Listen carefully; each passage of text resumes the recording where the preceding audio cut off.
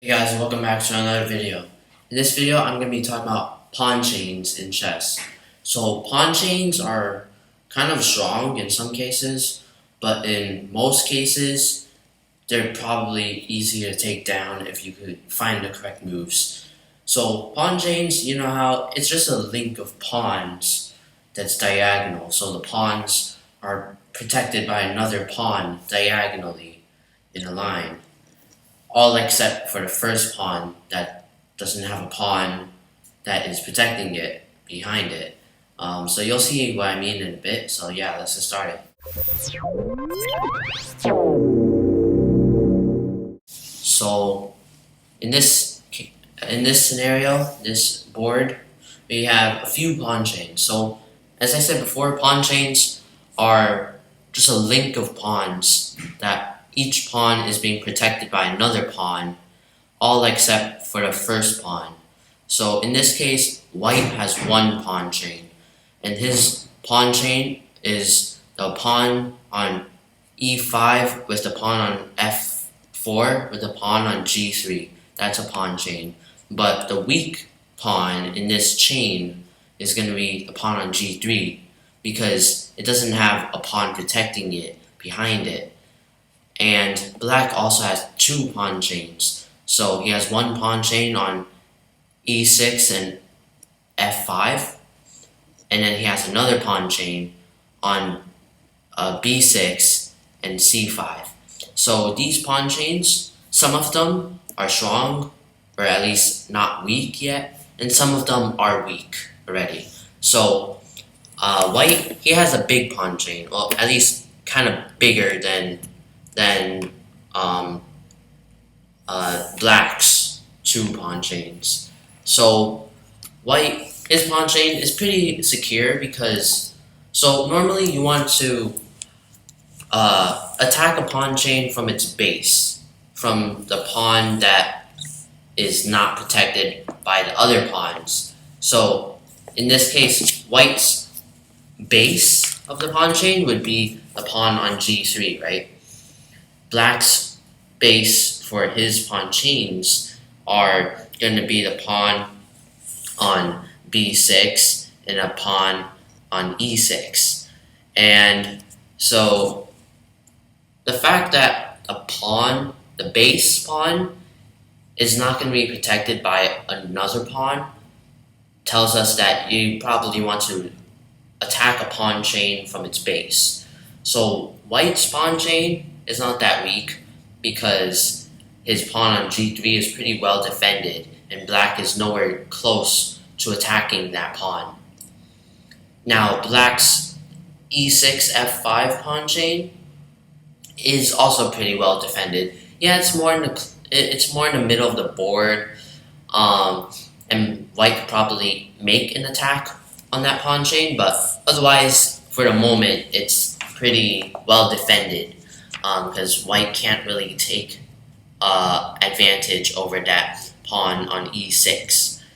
However, black's other pawn chain, the b6 c5 pawn chain, that is sort of weak because so white, he has a few pieces a lot of pieces that's attacking either the b6 pawn or the c5 pawn, mostly on the c5 pawn. Now with this, white could take advantage of this pawn chain. And so first, he could play a5. Now this kind of has to break up this pawn chain, the b6, c5 pawn chain. It breaks it up because now the pawn on b6 is under pressure from another pawn. Before it was just nicely comfortable protecting its c5 pawn, but now the a5, the pawn on a5 is now attacking it, so it probably wants to take, right? Before black loses pawn. Now b takes a5, then rook on the second file takes a5, or rook on a takes a5, and so notice that you didn't want to take with the other rook, otherwise you would have still the equal number of attackers on on c5. But now if you took with the rook on the second file, it added one more attacker. That rook attacks the c5 pawn as well. So rook on a takes a5, and then rook takes b5. This for black, and then this rook takes back. And then suddenly, white's pawn chain, which was b6, c5, now that pawn, black's pawn chain is like non-existent on those squares. So black kind of has a problem because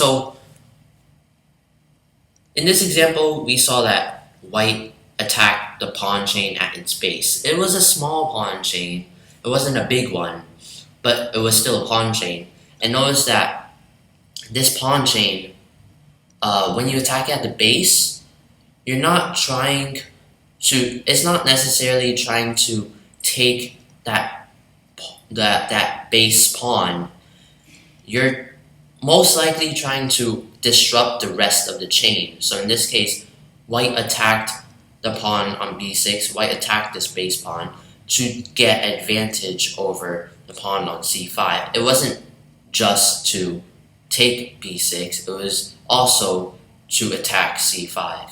So once, it's like a domino effect. Once the base pawn falls, then the rest of the pawn chain kind of becomes weaker. So that's how you should attack the pawn chains. Now, in this example, so pawn chains are not only just they're not just chains where like you gotta attack them, right? In itself, it could pose a weakness. So if you heard of backward pawns are basically just pawns that fell behind its adjacent pawn, and it just can't move forward next to it, and it can't be guarded by them safely move side by side with them. So in this case, black has two backward pawns. He has a backward pawn on b7 and a backward pawn on d6. Now, the pawn on b7 cannot move side by side with the pawn on a6. And the pawn on the d file can't move side by side with the pawn on the e file unless it wants to get captured. So these two are pawn chains, right? So this also kind of tells you that pawn chains, they might have weaknesses, so you gotta watch out. I'm not saying pawn chains are bad. Pawn chains are actually, they give you a direction to attack as well. So for white, his pawn chain points towards the queen side. His pawn chain, which is e5, e4, f3, and g2, that points towards the queen side direction. And so that kind of gives an indication that white should probably attack on the queen side direction. Even though the black king is on the king side, that white's pawn chain, the fact that it's pointing on the queen side, means that white would have more space on the queen side.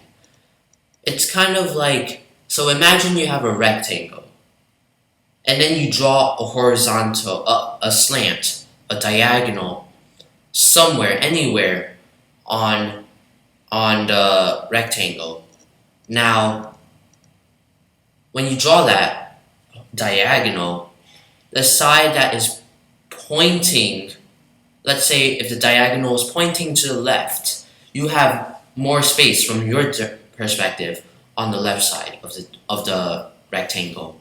If the diagonal was pointing to the right side, like slanted upright, then you have more space on the right side of the rectangle. Same thing here. White's pawns kind of creates a barrier, so now he has more space on the queen side to push his attack, and not that much space on the king side. It's also kind of easier to maneuver your pieces in the direction that your pawns are facing, instead of maneuvering your pieces straight through your pawns. in this case, white would have to move all his pieces from the queen side to the king side if he wanted to attack on the king side. But yet he has the obstacle of his own pawns, this pawn chain, blocking it. So as I was saying, pawn chains, they usually have some sort of backward pawn, not all the time, but sometimes. So black's pawn chains, each base of his pawn chains is a backward pawn. Now, backward pawns, it's not a huge weakness, but it could be a weakness. So a backward pawn's weakness or strength, it kind of depends on the following. So if it's sitting on an open file, it's probably that it's a weakness. If it's not sitting on an open file, the pawn itself is not in danger. The rest of the kingdom might be, but the pawn itself might not be. So in this case, the black pawn on b7 is not sitting on an open file, so that pawn itself is not in danger. But the rest of the kingdom might be because of this bishop that got a nice home on b6. Now, on the opposite hand, the black pawn on d6 is sitting on an open file, and it's like a doorway for white's rook on d1. It's like an entrance into black's territory. So that pawn is probably a weakness, that d6 pawn. It's in the middle of an open file, and it's not going to be that happy. Now, second question is, how well defended is this backward pawn? So a well defended backward pawn could probably just, be invincible to many attacks. So the pawn on b7, that's probably kind of invincible because, first of all, no pieces are attacking that pawn. Second, there is a queen protecting that pawn, a black queen protecting that b7 pawn. Now d6 is a slightly different story. There's equal number of attackers and defenders, so you just need one more attacker, one more defender to just tip the scales. So notice that also the backward pawns in pawn chains kind of give a nice home for some pieces. So for example, the dark squared bishop on b7 for white, it got a nice home on b6 because b7, the pawn b7 can't go forward, it's blocked. So not only is that pawn blocked, it kind of gives a nice home for your opponent. Because notice that this bishop, it can be attacked, but it's going to be hard to attack it because there's the pawn on b7 preventing black from head-on attacking this bishop. For example, the black rook on a8, it cannot go to b8 and attack the bishop because there's a pawn on b7 blocking it. So it won't make sense. Now, white, he can make a home on d5 with the backward pawn on d6. Let's say, so he got 3 pieces looking at d5, while black only has 1. So if he wanted his bishop on d5, then he probably move the knight here first and try to either take away this attacker or chase off that attacker, and then he'll gain control over that square. Let's say this knight goes here to d5. Black knight wants to take.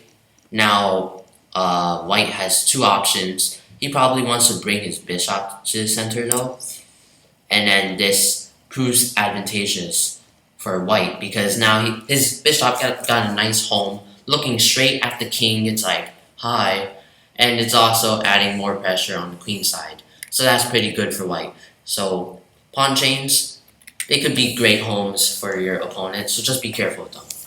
Now this last example is kind of an extreme example. You probably won't be able to encounter this in any of your chess games, but if you do, then you're lucky. So if you're white, the likely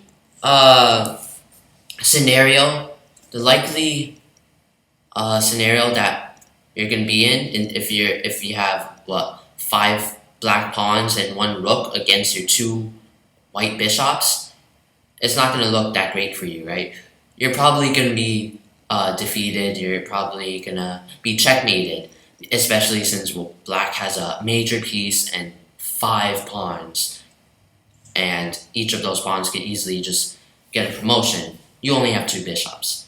Normally, this would be like you're dead, right? You're just not gonna win as white.